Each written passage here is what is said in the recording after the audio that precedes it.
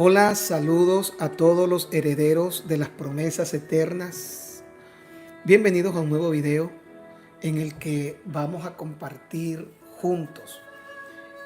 No olvide por favor suscribirse a nuestro canal, darle like cuando termine y si puede hacerlo en este momento mejor todavía y por supuesto compartir este video. La segunda venida de Cristo es una de las verdades cristianas más importantes de nuestra fe. Por ello es necesario conocer todo lo relacionado a este maravilloso acontecimiento. Hay algunas preguntas que debemos hacernos en relación a esta hermosísima verdad que fundamenta la fe cristiana, la segunda venida de Cristo. Y tienen que ver con el rapto. Y podríamos nosotros comenzar sugiriendo la siguiente pregunta. ¿Es el rapto secreto de base o fundamento bíblico? La segunda pregunta. ¿La segunda venida de Cristo consta realmente de dos partes tal cual se ha enseñado? ¿Es invisible y otra pública y visible en estas dos facetas? ¿Qué dice la Biblia? ¿Cuáles son los fundamentos escriturales e históricos que hay en relación a este tema? Así que te invito a que podamos estudiar juntos hoy esta promesa maravillosa que ha llenado el corazón de la iglesia por generaciones. Y comenzando tratando de entender lo que es el rapto y la forma como se ha tratado de enseñar y de enfatizar la venida de Cristo en la mayoría de los creyentes, por ejemplo, en esta parte del mundo. Para nosotros los creyentes occidentales hay una percepción bien interesante en la que se ha intentado fundamentar la venida del Señor Jesucristo. Ahora, yo quiero señalar por lo menos tres verdades comunes en las que convergemos o coincidimos todos los creyentes en Cristo. Tres verdades que puede estar presente en cualquier organización, sea bautista, Asambleas de Dios, sea cualquier iglesia, de cualquier tendencia y cualquier corriente. Tres. La primera, todos coincidimos y todos convergemos en que ya el Mesías, Cristo Jesús, vino una vez a la tierra, en lo que conocemos como su ministerio terrenal, expresado en los escritos de los evangelios sinópticos y el evangelio de Juan. Número 2. Regresará por segunda vez en gloria. Todos creemos que Cristo vendrá una segunda vez. Y número 3. Todos creemos que seremos arrebatados. Si pudiéramos definir el pensamiento cristiano de forma saludable, tendríamos que decir que estos tres elementos fundamentan la fe de que Cristo volverá pronto por segunda vez. Vuelvo a repetirlo. 1. Ya vino.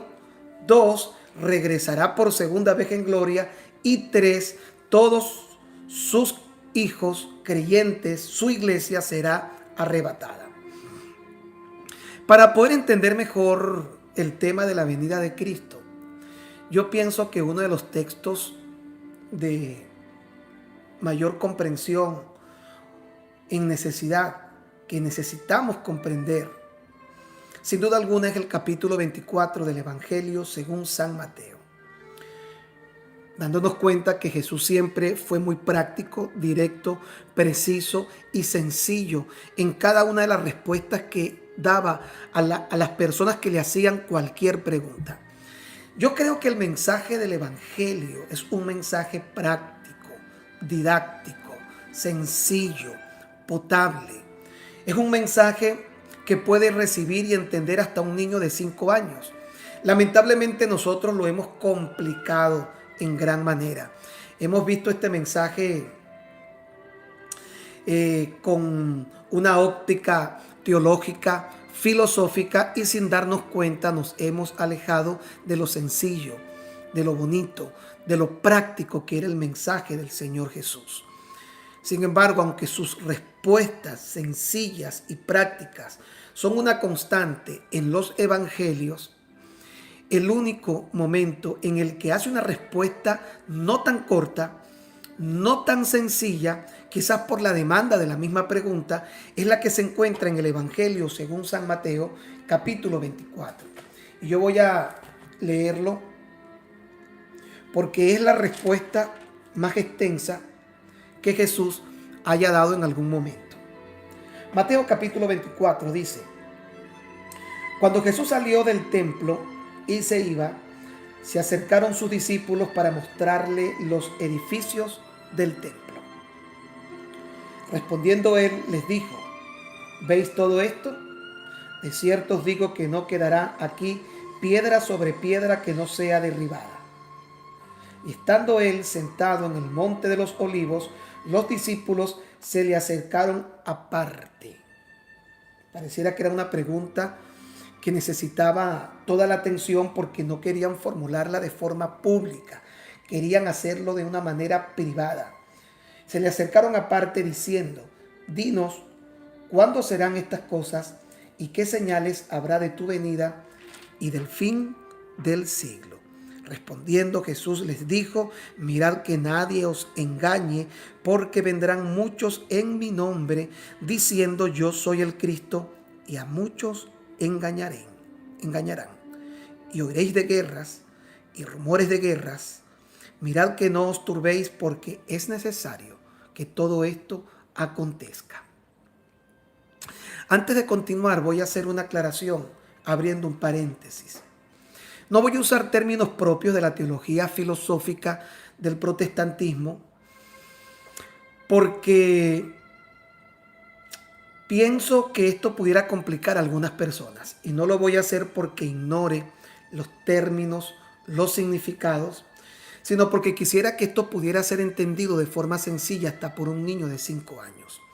Si comienzo a usar términos como pretribulacionismo, posttribulacionismo, dispensacionalismo, amilenialismo, si comienzo a usar estos términos, tendría que explicarlos teológicamente, tendría que irme por la rama filosófica del pensamiento teológico.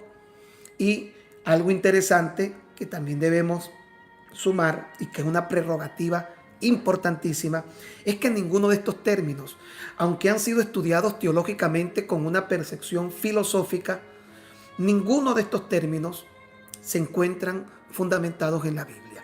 Tienen explicación o tienen como propósito explicar doctrinas, explicar hipótesis, pero al no ser bíblicas, yo no quisiera utilizarlas porque quisiera que este video pudiera ser escuchado por cualquier persona, tanto los que han pasado por un instituto bíblico que entenderían perfectamente estos términos, pero también por el que nunca ha ido a un instituto bíblico y necesita saber, necesita aprender o necesita respuestas sobre esto. Así que por tal motivo no voy a usar estas terminologías: pretribulacionismo, posttribulacionismo, dispensacionalismo, amilenialismo, aunque probablemente lo roce y lo tenga que señalar, pero no quiero dedicarme a explicarlo de forma pertinente. Cierro paréntesis. No es posible, cuando hablamos de la venida de Cristo, que nosotros podamos entenderla si no existe por parte de la persona que está estudiando una base por lo menos fundamentada en lo que es el pensamiento de la cultura del pueblo judío. ¿Por qué? Tenemos que considerarlo sí porque sí. Y la razón de consideración es vital. Porque recuerde que toda la Biblia, toda nuestra Biblia, no fue escrita ni en español, ni en inglés, ni en alemán, pese a que los teólogos más importantes de nuestra historia moderna son alemanes. Pero no tiene que ver la escritura bíblica con la idiomática basada en el pensamiento alemán, chino español, sino que la Biblia fue escrita propia para una cultura, para un idioma, para un contexto y para todo lo relacionado a un pueblo. A este pueblo se le dio ser custodios de la verdad. Y si nosotros no estudiamos su cultura, si no estudiamos su idioma, si no estudiamos todo lo que tiene que ver con la manera en la que ellos recibieron este mensaje, va a ser difícil interpretarlo correctamente. Si yo viajara a la China y tratara de entender a esta cultura con un pensamiento hispano, venezolano, creo que va a ser muy difícil que yo logre hacerlo. Lo mismo ocurre con la Biblia.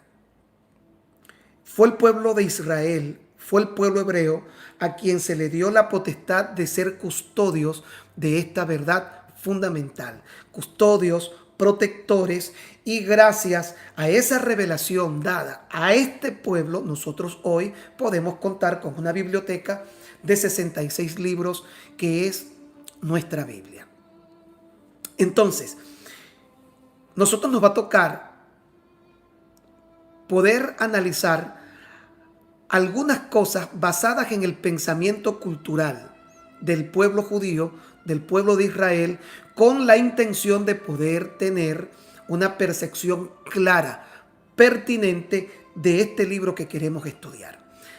Todos estamos convencidos que Israel es el reloj profético de Dios. Por eso es que las personas que estudian la Biblia tienen que estar muy pendientes de los acontecimientos que ocurren en el Medio Oriente en relación al pueblo de Israel, a la nación de Israel. Porque Israel todavía está en el mundo, a pesar de haber sido una nación perseguida y que han intentado destruirla, pero sigue en el mundo pese a tantas cosas por una sola razón, porque ellos son el reloj profético de Dios. Si yo quiero entender las profecías bíblicas, tengo que ajustar mi reloj y mi calendario al reloj de Dios, al calendario de Dios. Y todo lo que ocurrió, dice el libro de Corintios, todo lo que ocurrió antes de la revelación de la gracia, sucedió para dejarnos a nosotros un legado y una riqueza literaria en donde Dios quiso plasmar su pensamiento mostrado a un pueblo propio de una cultura, propio de una semántica, propio de un idioma. Entonces no podemos estudiar la Biblia desconsiderando el pensamiento del pueblo de Israel, el pueblo judío. Y entrarían en todas estas consideraciones las convocatorias o moadines o fiestas, como usted quiere llamarles, estas convocatorias que fueron 7 durante todo el año. Para algunos eran considerados ensayos. De hecho, una de las traducciones de los moadines o las fiestas del pueblo judío es ensayo. Pareciera ser que ellos estaban ensayando algo en micro, en forma de fiesta, con el propósito de que a futuro esos ensayos tuvieran sentido profético para que los que no somos judíos, los que no somos hebreos, pudiéramos entender los señalamientos escatológicos y proféticos de las Sagradas Escrituras. La palabra escatología, que sí la voy a usar recurrentemente, tiene que ver con acontecimientos por venir, sucesos que van a ocurrir y, por supuesto, esa conexión con lo profético. Hablemos un poco del rapto secreto. El rapto secreto es una interpretación personal, porque no es bíblica, y ya lo voy a explicar, basada en un cóctel de versículos en el que las interpretaciones personales y consideraciones de experiencias le dieron forma a esto que la gente define como rapto secreto, que tiene 3 pilares fundamentales. 1, será secreto, es el primer pilar del rapto, será secreto. 2, consideran una segunda venida de Cristo que consta de 2 partes. Y 3, que serán llevados en un rapto en el momento antes de la gran tribulación. En esto se basa prácticamente la percepción que tienen las personas sobre el rapto secreto. Repito, en primer lugar, se llama rapto secreto porque piensan que cuando esto ocurra, el mundo quedará atrás, habrá una situación mundial en la que muchas personas desaparecerán secretamente. Uno de los textos más comunes para sustentar esto es el de uno será tomado, el otro será dejado, que obviamente está descontextualizado, mal fundamentado. Dos, el rapto secreto plantea la segunda venida de Cristo en dos fases. Una, antes de la gran tribulación. Dos, después de la gran tribulación. Dándonos un problema porque no hay forma bíblica de demostrar que la segunda venida de Cristo tiene dos fases. Puede suponerse, puede considerarse, pueden incluso en este cóctel o buffet de versículos bíblicos argumentarse, pero no hay manera bíblica, no existe en toda la Escritura tan siquiera un indicio que la segunda venida de Cristo constará de dos partes, no lo hay. Pero de esto se basa el segundo pilar del rapto secreto. Una primera venida secreta al principio de la gran tribulación y una segunda venida al final de la gran tribulación. Que en realidad estaríamos hablando, aunque se quiera negar, estaríamos hablando de tres venidas de Cristo. No son tres porque la segunda y la tercera son la misma. Por favor, mis amados, el que trate de decir que solo son dos venidas de Cristo, pero la segunda consta de dos partes, está hablando de tres. Y ya automáticamente queda descalificado como una verdad doctrinalmente respetable por quienes amamos y estudiamos las Sagradas Escrituras. Y el tercer pilar será un rapto. La iglesia será raptada al principio de la gran tribulación. Hace algunos años, en la Alemania nazi, hubo un hombre llamado Joseph Goebbels, quien fue el ministro de Información y Publicidad del Tercer Reich. Él dijo algo que con el tiempo ha cobrado más vigencia que nunca. Di una mentira 100 veces y terminará haciéndose verdad. Tú oyes una mentira sabiendo que es una mentira y se repite 1, 2, 3, las repites 1000 veces y va a llegar un punto en el que las personas que oyen esa mentira terminarán aceptándola como una verdad. Esto es un gravísimo problema porque gran parte de las cosas que se creen en nuestras iglesias cristianas protestantes son mentiras hechas verdades. Son mentiras hechas verdades porque se han creído por mucho tiempo.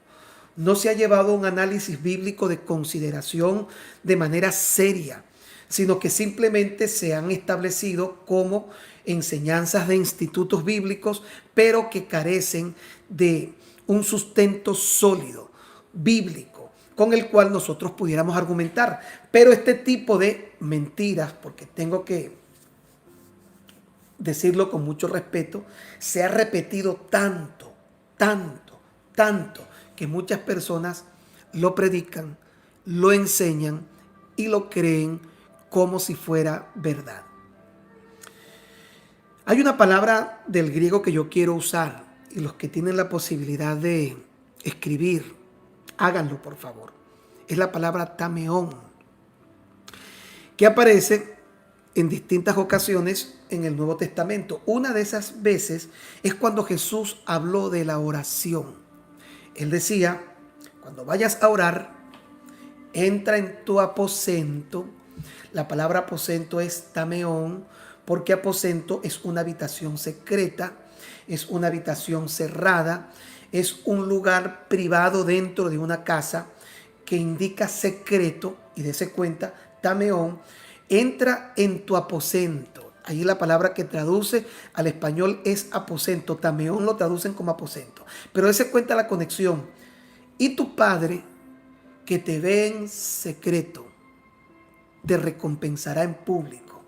¿Por qué dice tu Padre que te ve en secreto? Porque esa traducción parece que recobra luego, en la siguiente frase del texto, su significado, cuando Jesús dice, entra en tu aposento, lugar secreto, obvio, y tu Padre que te ve en Tameón, en secreto, en ese aposento secreto Tameón, te recompensará en público.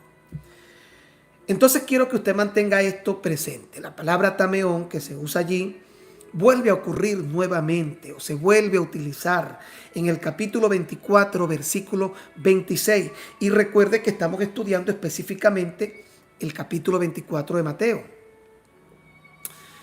Jesús advirtió que habrían falsos profetas diciendo que Él vendría. Y que Él vendría no solamente, sino que muchos se harían pasar por Él. En el capítulo 24, verso 26, pareciera ser que está todavía de manera pertinentemente claro.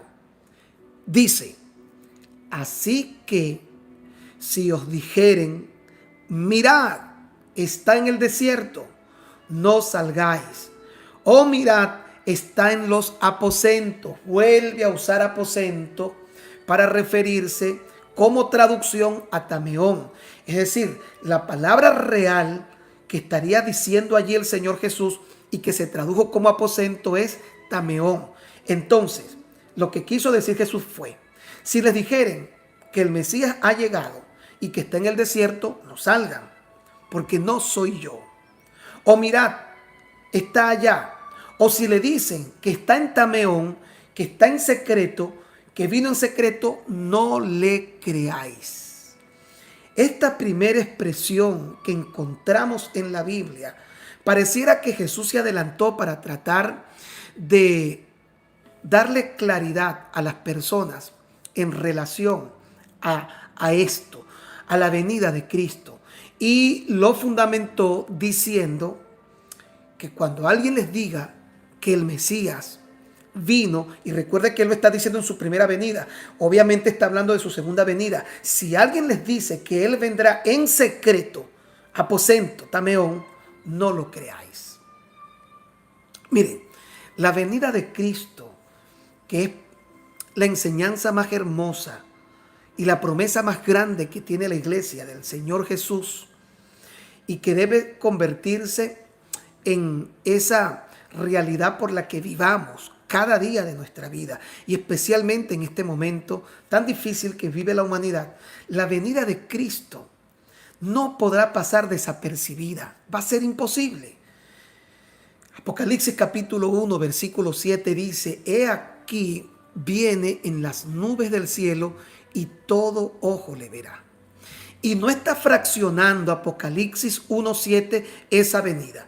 Dice puntual y claramente, viene en las nubes del cielo y todo ojo le verá. Hechos capítulo 1. Cuando Jesús ascendía a los cielos y llegaron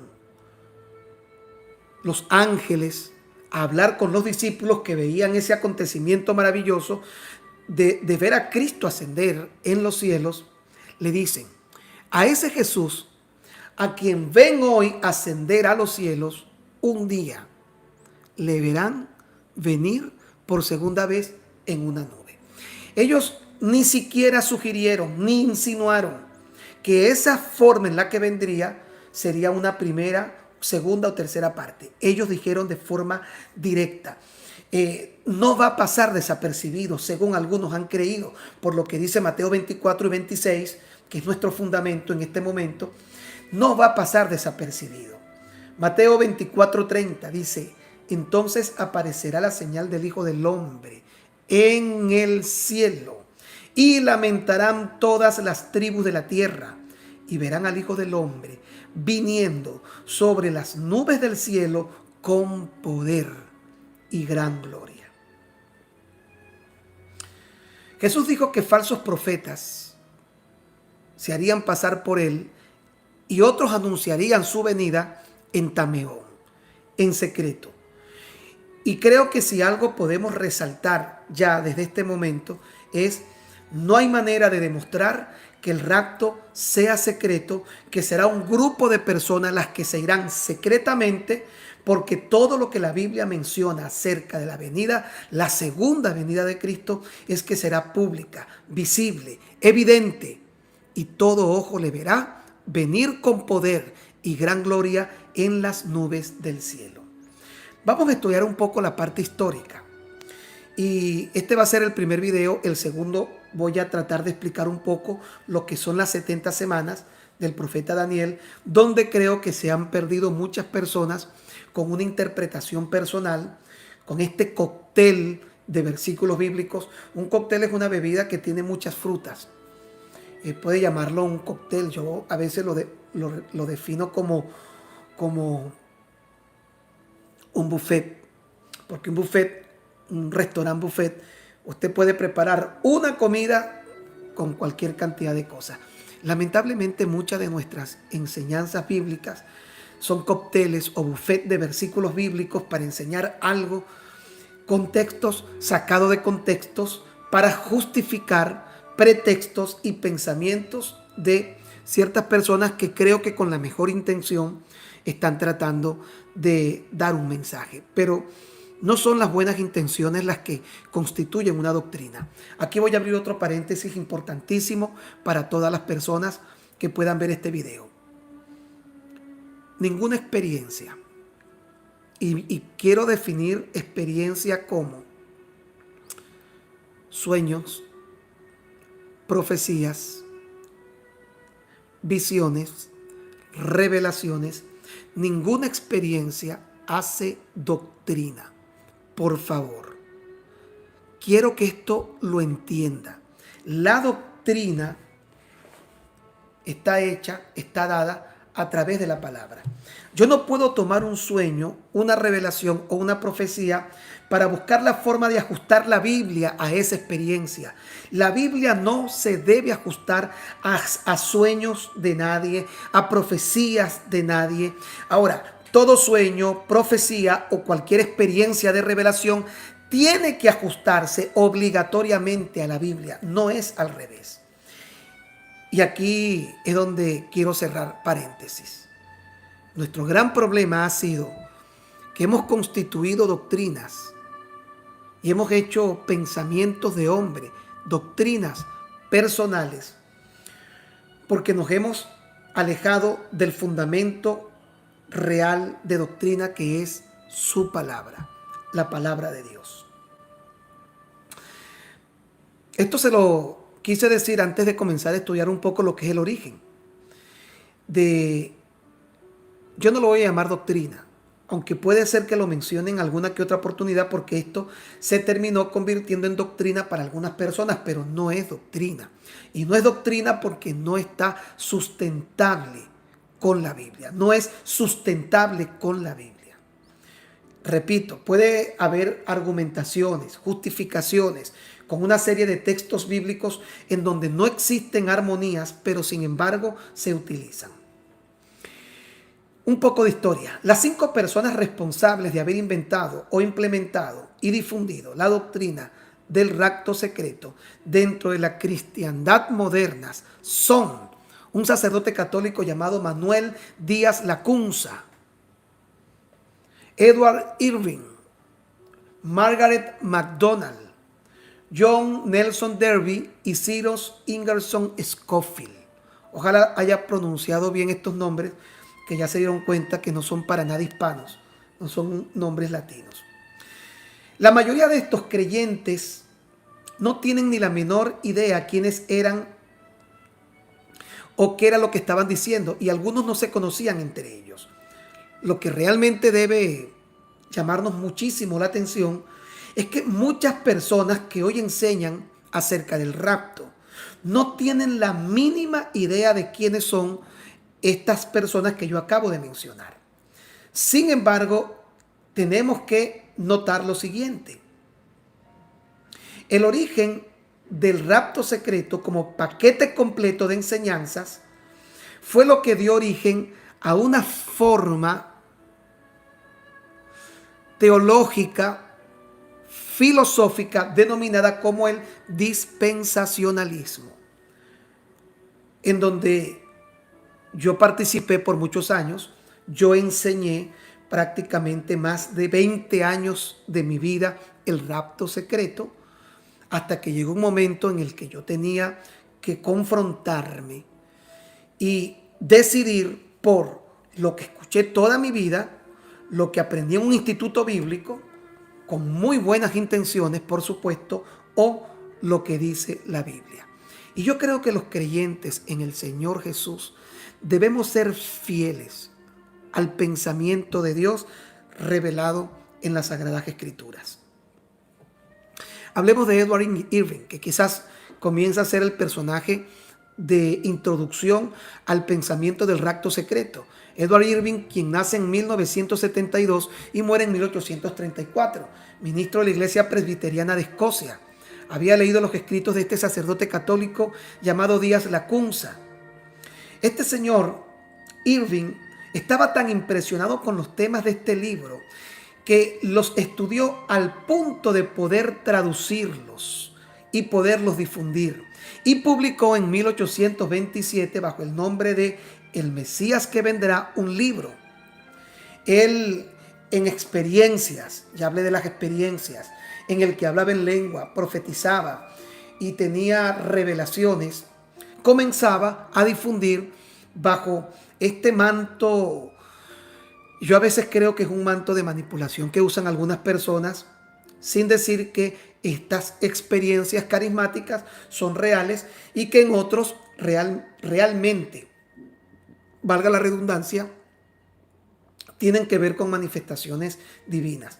Pero en muchos casos hay personas que usan las experiencias con un fin manipulador.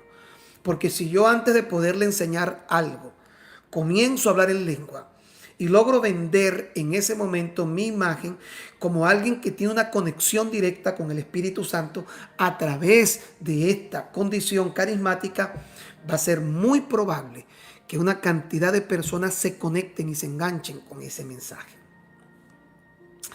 La Iglesia Presbiteriana de Escocia se molestó tanto con sus prédicas que finalmente lo excomulgaron y lo despidieron de su puesto en el año 1830.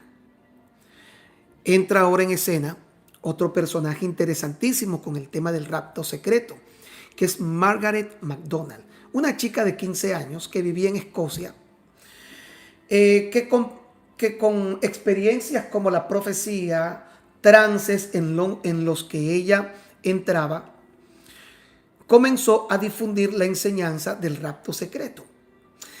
Es interesante porque durante toda mi vida cristiana, el rapto secreto era regularmente fundamentado por personas que decían haber tenido un sueño en el que ellos se quedaban solos y habían personas que desaparecían. Incluso habían amigos que me contaban que un día iban por la calle y, estando en una experiencia real, no era un sueño, y de pronto las personas con las que estaban desaparecían y no lo veían, y ellos comenzaban a gritar y escuchaban voces que le decían: Cristo vino y te quedaste. Y esa forma de poder enseñar este tipo de cosas pareciera ser que se le mete por los huesos a las personas y tiene un poder y un efecto de manipulación tan grande que son más los que creen por la sensación que produce este tipo de situaciones que por el fundamento bíblico que puedan buscar en sus Biblias. Debemos ser fieles creyentes en Dios. Pero para poder ser fieles creyentes en Dios, debemos creer en Él, como lo dice la Escritura. En una celebración a la que Jesús llegó, dice que se puso en pie y dijo: el que cree en mí, oiga esto, como lo dice la Escritura, de su interior correrán ríos de agua viva. Yo no puedo creer en Dios como lo aprendí en el instituto bíblico. Yo no puedo creer en Dios como lo puedo oír en una iglesia. Debo ser como los creyentes de Berea. Dice que ellos eran nobles y su nobleza obedecía a que ellos creían si estaba en la Biblia. Y lamentablemente muchas personas, si se emocionan, si sienten algún tipo de sensación y se encrespan sus cabellos, dan un paso adelante a creer en cualquier cosa por sensacionalismo que por fundamento doctrinal. Y recuerde que el fundamento doctrinal está fundamentado única, absoluta y exclusivamente en la palabra de Dios. No en profecías, no en experiencias carismáticas, no en sueños, no en revelaciones personales, sino en la palabra de Dios, la cual es ella misma su propio intérprete. Porque otra cosa interesante es que yo no puedo tener una interpretación personal privada de la Biblia, sino que la Biblia debe ser siempre su propio intérprete. Esta niña McDonald, Margaret McDonald, y por favor, si tiene la posibilidad de buscar en alguna enciclopedia o se le hace más fácil Google, hágalo y averigüe sobre Margaret McDonald y el rapto secreto. Aquí es donde cobra vida y donde comienza a difundirse este mensaje que la gente conoce hoy como el rapto secreto. Esta niña comienza a decir por primera vez que este rapto, ocurriría en dos partes. Es donde comienza a alejarse de esa verdad que la iglesia siempre enseñó, que era que Cristo vendría por segunda vez. Fin. Punto. Cristo regresaría por segunda vez a la tierra. Margaret McDonald comienza a hablar de una primera parte y de una segunda parte. Una en la que ellos serían arrebatados secretamente, los escogidos, y la otra en la que al final de 7 años, entonces Cristo regresaría definitivamente. Por más que lo oigo y por más que lo enseñé, no termino de entender cómo algo como esto, que se aleja de forma tan evidente de la Biblia, haya sido creído por tantas personas. Y pienso que es porque necesitamos volver, como dije hace rato, a las Escrituras tal cual lo hacían los nobles creyentes de Berea. Entonces Cristo regresará la segunda vez durante el fin de la gran tribulación de forma definitiva. Comenzaron a surgir una serie de libros. El rapto secreto comienza a convertirse en una influencia en la iglesia cristiana de aquella época, 1830, en un artículo de la revista The Morning Watch, publicado por el mismo Irving. Al recibir una copia escrita a mano de la Revelación, así se llamaba, de McDonald, esta revista empezó a publicar apasionadamente esta nueva e inusual doctrina, porque esta nueva e inusual doctrina aparece en este momento. Antes de 1830, siempre la iglesia creyó en que Cristo regresaría públicamente en una nube y que todo ojo le vería. A partir de este momento, mediante estas publicaciones, estas revelaciones y estos personajes, comienza a cobrar forma lo que hoy conocemos como el rapto secreto, para encontrarse con Cristo en el aire en una primera parte y luego Cristo vendría de forma absoluta y definitiva. Hay un personaje final que viene a ser parte de este número de 5 personas que orquestaron. Y quiero aclarar esta palabra que podría sonar despectiva. No creo en lo personal. Me cuesta pensar que alguien lo haya hecho con mala intención. Creo que existía una buena intención. Sin embargo, las doctrinas bíblicas no se construyen con buenas intenciones, sino con verdades. Creo que muchos de ellos fueron ganados a esta idea y ahora es donde aparece Scofield. Todos recordamos hace 20 años atrás, 30 años atrás, en mi adolescencia, yo anhelaba comprar, pero era muy costosa, la Biblia Scofield. Anhelaba una Biblia Scofield. De hecho, se decía, predicador, pastor, evangelista, que se respeta, tiene una Biblia Scofield. Recuerdo que un amigo mío llegó un día con una Biblia Scofield y me dijo, mira lo que me compré. Yo anhelaba una Biblia Scofield. Pero Scofield, que era discípulo de John Nelson Darby, él tenía su Biblia y resulta ser que él comenzó a hacer apuntes a pie de página. Y esa Biblia en la que hizo apuntes a pie de página, obviamente recuerde que era discípulo de John Darby Nelson, venía todo el tema del rapto secreto. En sus apuntes personales fueron tomados como comentarios bíblicos. Y usted sabe que muchas de las Biblias de estudios tienen comentarios bíblicos de forma sana y contundente basada en personas que han estudiado. La Biblia Scofield no eran estudios bíblicos, no eran comentarios basados en la Biblia, eran notas personales a pie de página, y esa Biblia la tomaron, la llevaron y la convirtieron en una Biblia de estudio bíblico, y sus comentarios personales pasaron a ser, sus notas personales, pasaron a ser comentarios bíblicos. Hay otro personaje aquí interesantísimo, admirado, respetado, a quien yo he querido emular mucho tiempo, imitar por lo que representa en la iglesia cristiana. Es un general de la fe y es Dwight Lyman Moody. Hasta el día de hoy lo admiro. A él lo conocían como el célebre ganador de almas. Pero Moody estaba ganado a todo el pensamiento y a todo el material que habían realizado esta nueva forma del pensamiento de la venida de Cristo. Todas sus publicaciones las tenía Moody. Recuerden que él logró hacer un instituto bíblico, el Instituto Bíblico Moody, y él tenía una casa de publicaciones. Muchas cosas son excelentes, buenísimas, y debemos respetarlo porque desde mi punto de vista es un general de la fe. Es uno de los hombres que antes de la invención del micrófono predicó a más personas en el mundo. Moody. Pero mire, uno de los movimientos de organización más grandes que hay en el mundo son las Asambleas de Dios de Venezuela, con las que yo he trabajado en distintas ocasiones, donde tengo muy buenos amigos, de quien respeto muchas cosas, pero todos sabemos que las Asambleas de Dios han influenciado en la literatura y en la doctrina de la gran parte del mundo cristiano, por ser la organización que son. Y no lo digo de forma despectiva, más bien lo hago con mucho mérito que tiene las Asambleas de Dios.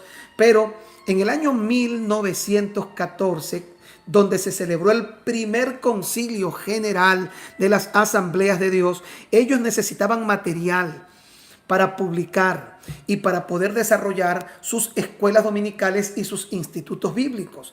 Y ese material lo proveyó este evangelista llamado Moody.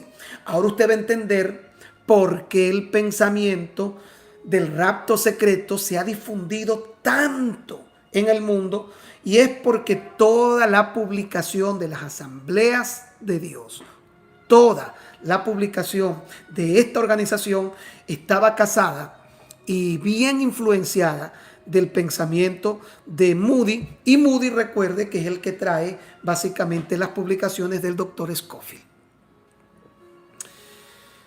Seguimos un poco hablando de la historia. Imagínense la influencia que cobra en el mundo cristiano esta forma de pensamiento. De verdad que no lo quiero llamar doctrina, el rapto secreto. Me cuesta doctrina. Pero de verdad que es interesante porque hay tantas personas predicando, enseñando y hablando de esto.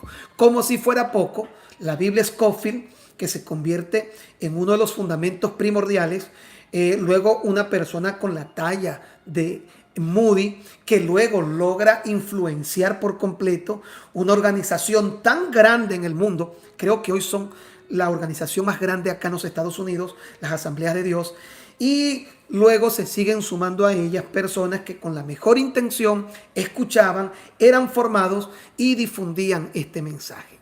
Hablemos ahora del gran predicador evangelista Gigi Ávila, excelente hombre de Dios, a quien jamás se le pudo comprobar ningún tipo de problema, ni financiero, ni moral. Desde mi punto de vista, al igual que Moody, yo los podría considerar santos. Santos, y quiero que me entienda por qué lo digo, ¿no? Por la honra que ellos reflejan. Sin embargo, influenciados, y el que usted admire o respete a alguien no quiere decir que tiene que creer todo lo que le está diciendo. Usted debe creer lo que dice la Biblia. En pocas palabras, el que usted me admire y me respete, no quiere decir que usted tenga que comprar completamente todo lo que yo digo. Si lo que yo digo no está en la Biblia, usted tiene toda la libertad, todo el derecho de no creerlo. Usted tiene la obligación de creer ciega y absolutamente lo que Dios ha revelado al hombre a través de su palabra. G.J. Ávila predica un mensaje que se populariza llamado el rapto, y por supuesto con una conexión a todo lo antes mencionado. Luego aparecen unas películas y básicamente le dieron forma doctrinal y le dieron estructura a la doctrina del rapto.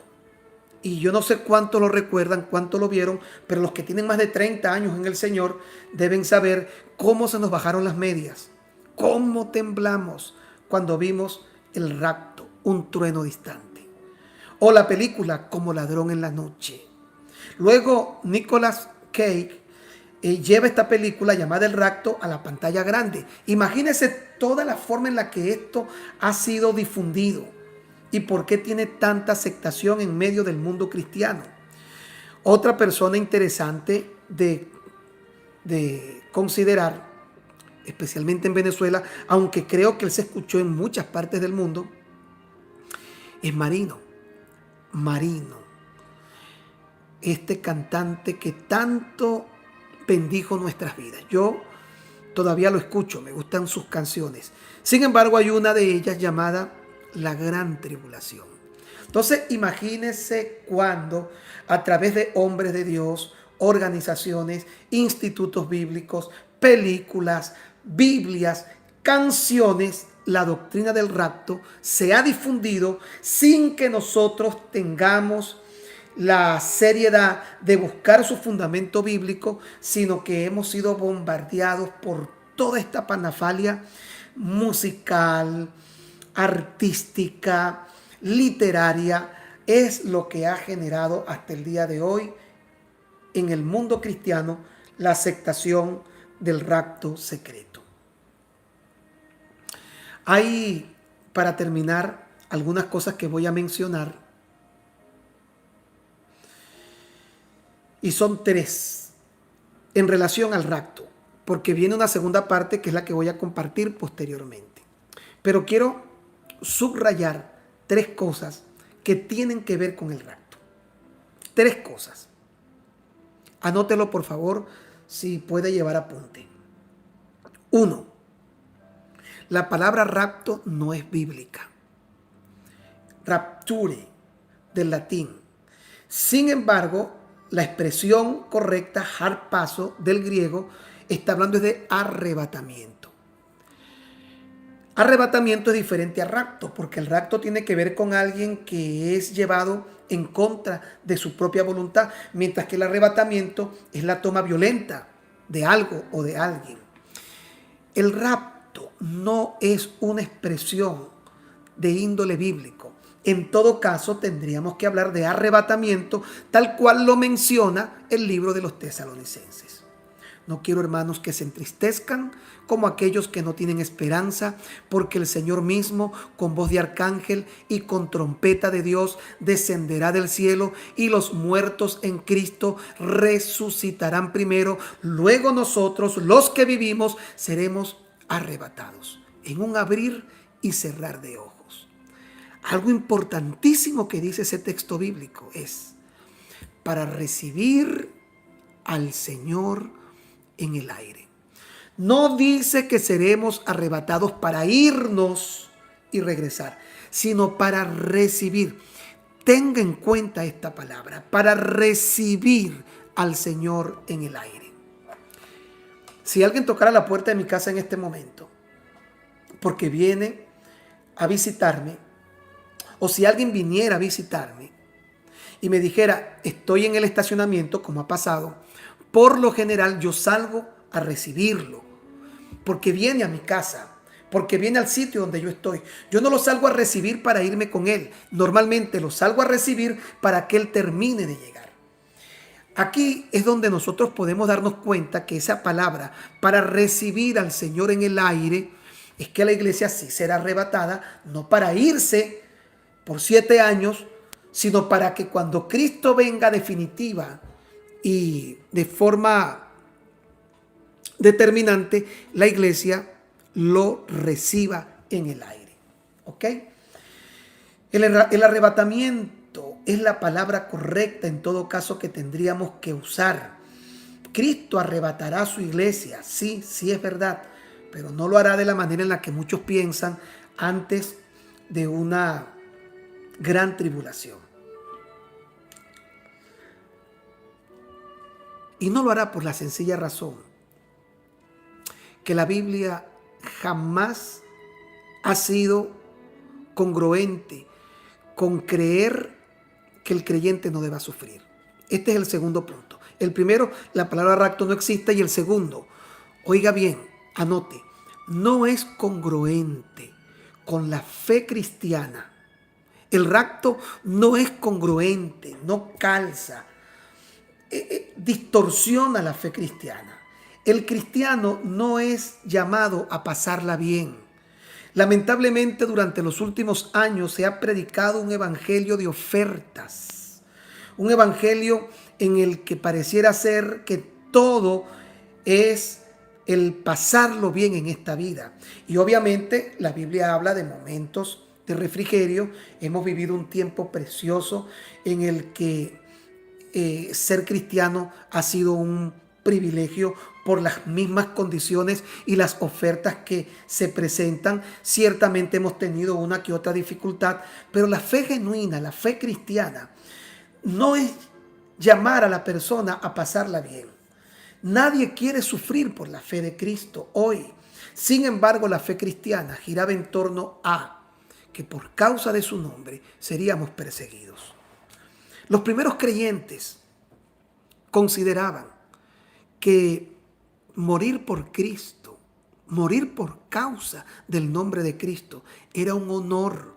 Flavio Josefo describe cómo en el Coliseo romano, cuando alguna persona era asesinada por su fe, llevada a las bestias, a los leones, o crucificado y ser quemado, ellos no lo veían como una ofensa, ellos no lo veían como una vergüenza. Siempre el pensamiento cristiano giraba en torno a una fe en la que se estaba dispuesto a dar la vida por su Señor. No es congruente cuando alguien te dice, es que Dios te va a arrebatar para que no sufras. Que de paso, el pasaje en el que esto se utiliza, que creo que es la iglesia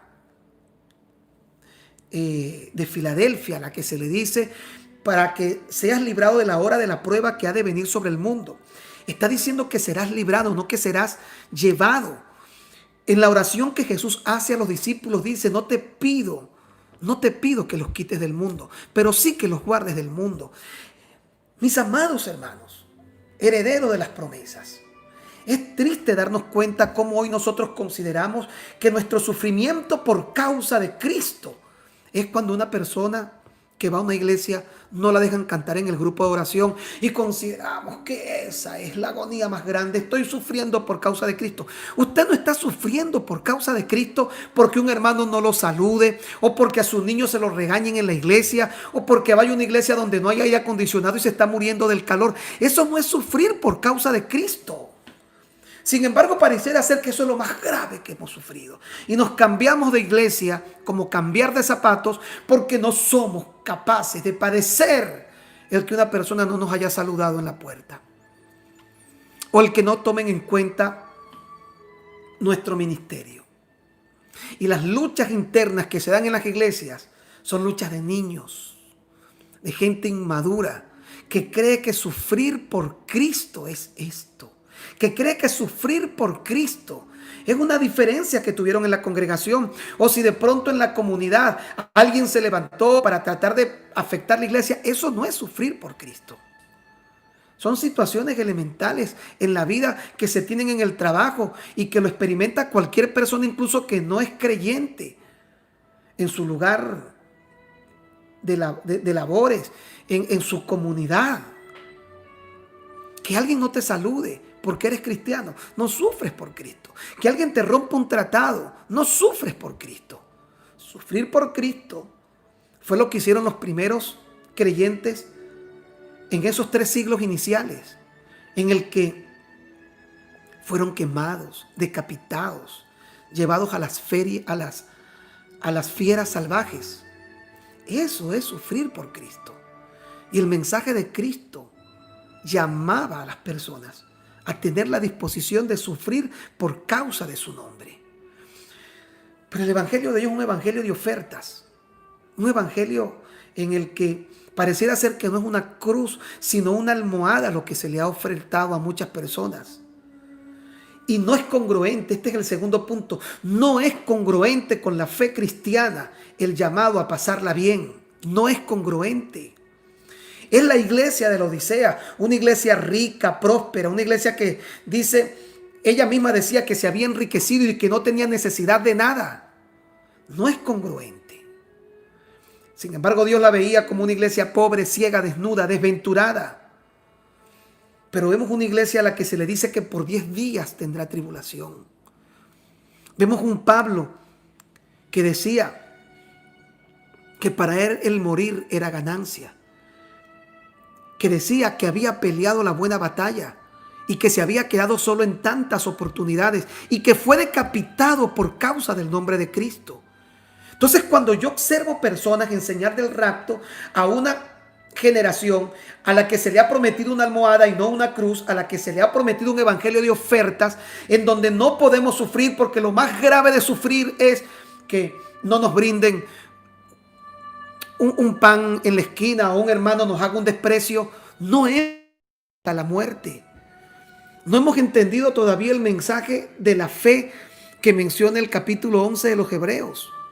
No es congruente cuando alguien te dice que el Señor te va a arrebatar para que no sufras, porque eres la niña bonita de Dios. No es congruente. En este momento quizás no hay persecución donde tú estás, pero ahora mismo en los países islámicos matan a centenares de pastores. En África los persiguen a los creyentes, a los pastores, los decapitan, los asesinan y lo lanzan en fosas comunes. Entonces, nosotros somos mejores que ellos, que han tenido la disposición de dar su vida por Cristo, y a nosotros se nos está vendiendo un mensaje de sálvese quien pueda. Antes que Cristo venga, tenemos que salir corriendo. El Señor me tiene que llevar porque yo no tengo la capacidad de sufrir, de dar mi vida por Cristo. Esto es serio y es triste darnos cuenta que sobre esta premisa se fundamenta el rapto de la iglesia. No es un mensaje a pasarla bien. Que tenemos momentos de bendición, tiempo de refrigerio. Oremos por nuestros gobernantes para que hayan tiempo de refrigerio. Creo que lo hemos tenido. Pero cuando llegue el momento final en el que Cristo haya de venir a la tierra, olvídese. Primero, que vendrá en Tameón, en secreto. Ya lo expliqué. Los que van a ver este video tarde, vayan al principio. Y segundo, no es congruente con la fe cristiana creer que todo gira en torno a una vida de prosperidad. Nuestro mensaje cambió. El mensaje original era que si vivimos con Él, muramos con Él. Ahora el mensaje es: Dios te va a dar una casa, Dios te va a dar un carro, Dios te va a prosperar. Y buenísimo para el que lo ha vivido, buenísimo para el que lo tiene. Y creo que ha tocado vivir. Eso es parte del mensaje de esta generación en la que nos ha tocado vivir. Y el tema es: todos los que han obtenido privilegios financieros, sociales, comunitarios. Sí creo que el creyente debe seguir luchando por tener posición y presencia en el mundo en el que vivimos, porque somos luz y sal del mundo. Pero cuando llegue el momento, ¿estarías dispuesto a perder tus privilegios económicos? A tus privilegios de posición social, de influencia, por Cristo.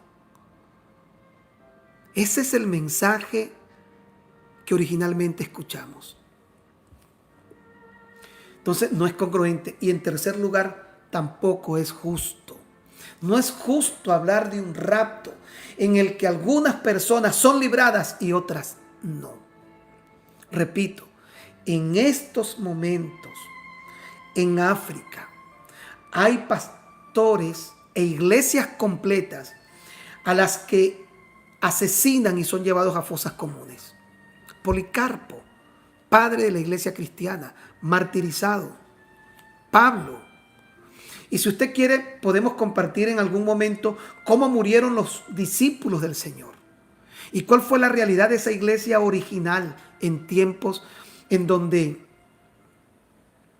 pareciera ser que morir por Cristo era un honor. Es hoy todavía un honor diezmar nuestra vida por causa del Evangelio de Cristo. Algo en lo que quiero finalizar con este tercer aspecto es Hechos capítulo 1, versículo 8. Por favor, quiero que lea conmigo Hechos capítulo 1, versos 7 y 8. Porque cuando lo leemos pareciera ser que malinterpretamos por desconocer todos los fundamentos del original. Hechos capítulo 1, vamos a leer del verso 6. Entonces los que se habían reunido le preguntaron diciendo: Señor, ¿restaurarás el reino de Israel en este tiempo? Es una pregunta. Y les dijo: no os toca a vosotros saber los tiempos o las sazones que el Padre puso en su sola potestad, pero recibiréis poder cuando haya venido sobre vosotros el Espíritu Santo y me seréis testigos. Si tiene su Biblia por allí, por favor, anote. Subraye la palabra testigos, me seréis testigos. Subráyela porque esa es la traducción que nos llegó al español, especialmente en la Reina Valera de 1960, que es la que estoy leyendo. Me seréis testigos. Pero en los textos originales no usa la palabra testigo. En los textos originales, ¿sabes cuál es la traducción del griego original y la etimología que se traduce como testigo? Pero la palabra original que usa, ¿sabe cuál es? Mártir. Recibiréis poder. La mayoría de las personas hemos creído toda nuestra vida que Dios envió a su Espíritu Santo para darnos poder y con ese poder echar fuera demonios, sanar enfermos, mostrar señales, milagros, maravillas. Y quiero decirle que el Espíritu Santo mora en nosotros, pero esa no fue la finalidad por la cual Él vino a darnos poder. De hecho, el sanar enfermos, el echar fuera demonios, es un acto de autoridad basado en fe. Yo recibí autoridad. Por eso es que los discípulos de Jesús, antes que el Espíritu Santo viniera, sanaban enfermos y echaban fuera demonios, porque es el resultado de la autoridad. La autoridad que por medio de la fe nosotros asumimos, aceptamos y recibimos. Autoridad. Pero el poder al cual se refiere el verso 8 está basado a algo que muchas personas nunca jamás han analizado. Recibiréis poder cuando haya venido sobre vosotros el Espíritu Santo y me seréis mártires. O dice, para hacerme mártires. Hemos recibido al Espíritu Santo a morar en nuestros corazones para que Él nos ayude en nuestras debilidades. ¿Y sabe cuál será el momento en el que el Espíritu Santo cobrará su ministerio de poder en nuestras vidas?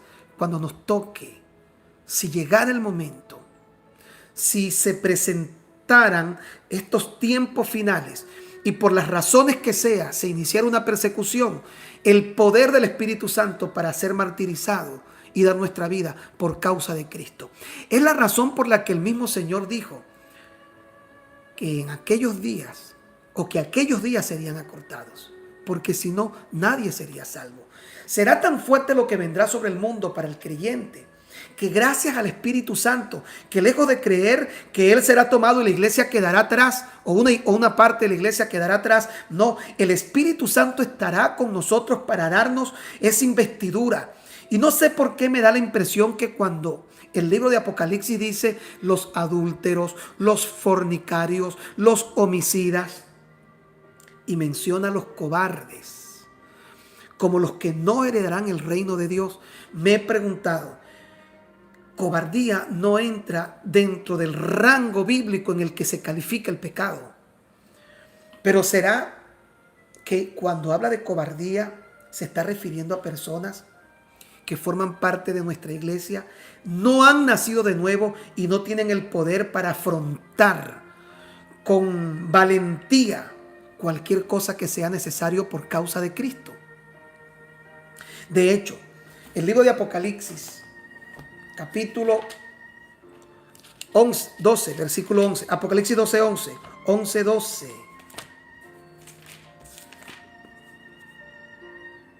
Apocalipsis 12:11. Mire lo que dice. Vuelve a hacer referencia a la palabra testimonio y crea una conexión con martirio, con sufrimiento, con la disposición que tiene alguien de dar su vida por lo que cree. Si en el mundo han habido personas que han dado la vida por el comunismo, han dado la vida por una ideología humana, superflua, mentirosa, imagínese, y ellos han considerado que eso ha valido la pena. Créame que hoy puedo entender por qué dar la vida por la verdad más maravillosa del mundo, dar la vida por Cristo, por el que nos amó hasta la muerte. No es una vergüenza, no es un bochorno, es un privilegio. Que te desprecien por causa de Cristo es un privilegio. Y voy a terminar hablando de esto y haciendo una breve referencia del nuevo orden mundial. Apocalipsis 12:11, y ellos le han vencido por medio de la sangre del Cordero y de la palabra del testimonio de ellos, menospreciando sus vidas hasta la muerte. Ellos le han vencido por medio de la sangre del Cordero y de la palabra del testimonio. La palabra del testimonio, la disposición a ser martirizados al punto que menospreciaron sus vidas hasta la muerte. Rapto secreto. La cobardía de un evangelio de oportunidades y de ofertas, en el que la valentía que privilegiaba el corazón de los primeros creyentes brilla por su ausencia. Y el nuevo orden mundial que se está preparando actualmente, creo que está ordenando todo lo necesario para iniciar una persecución en contra de los discípulos de Jesús, no de los creyentes, de los discípulos, porque un creyente es alguien que cree, un discípulo es alguien que sigue a su maestro hasta las últimas consecuencias. Todo este tema del movimiento LGBTI, el aborto, feminismo, ahora que se está sumando a esto, zoofilia, pedofilia.